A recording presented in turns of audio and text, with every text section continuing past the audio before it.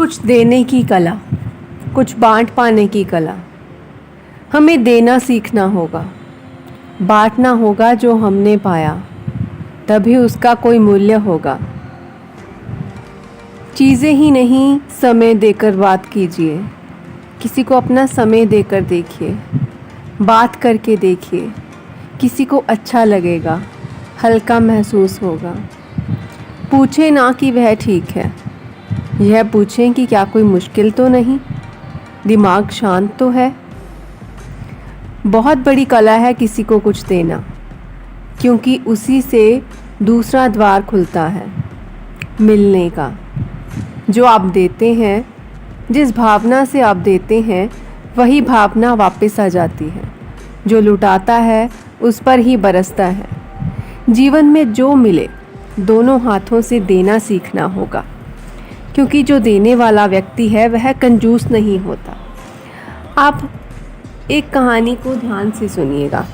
एक बार एक कंजूस था, उसकी शादी माँ बाप ने कर दी।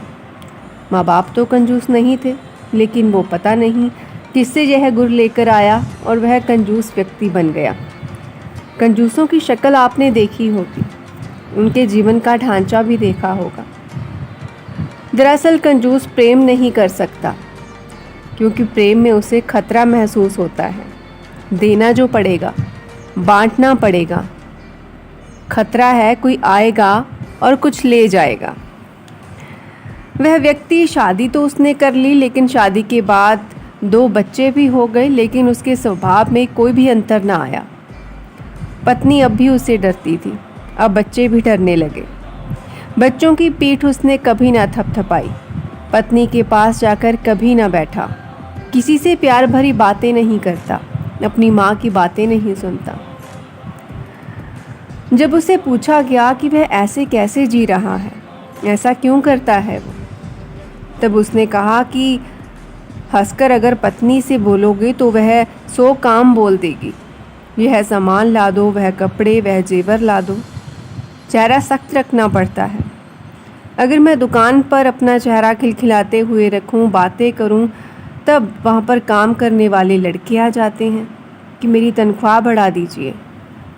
तो इस तरह करने से उस व्यक्ति ने पैसे तो बचा लिए, लेकिन ज़िंदगी में और कुछ भी नहीं कर पाया। सब खुशियाँ उसने खो सी दी, सुख का एक पल भी उसने नहीं जिया। बच्चों और पत्नी से प्रेम के लिए हर एक व्यक्ति भागता है, लेकिन वो तो बच्चों और पत्नी से ही दूर भागता रहा। यह संपत्ति की रक्षा करेगा, लेकिन मालिक नहीं, पहरेदार हो जाएगा। कब तक इस संपत्ति को बचाता जाएगा? पहरेदारी करते करते ही ख़त्म हो जाएगा। उसके जाने के बाद ना तो उसके बच्चे और पत्नी उससे प्रेम करेंगे और ना ही यह संपत्ति उसके काम आएगी। पहरेदारी करते हुए वह सब बच्चों के पास ही एक दिन चली जाएगी। प्रेम से वह रहा नहीं, इसीलिए बच्चे और पत्नी उसे कभी याद भी नहीं करेंगे। इन सब बातों के लिए हमें संतुष्टता चाहिए। संतुष्ट होना सीख जाओगे तो आपकी कामना खुद ब खुद गिर जाएगी। लालच की भी, पैसे की भी, हर एक चीज़ की। कामना रखने से भविष्य का जाल बना रहता है। वर्तमान के क्षण के द्वार को पकड़ना हो तो इस बात को समझिए। लोभ का अर्थ है जो आपके पास है उसे आपने ज़ोर से पकड़ा। काम का अर्थ है जो नहीं है उसे मांगे चले जाना।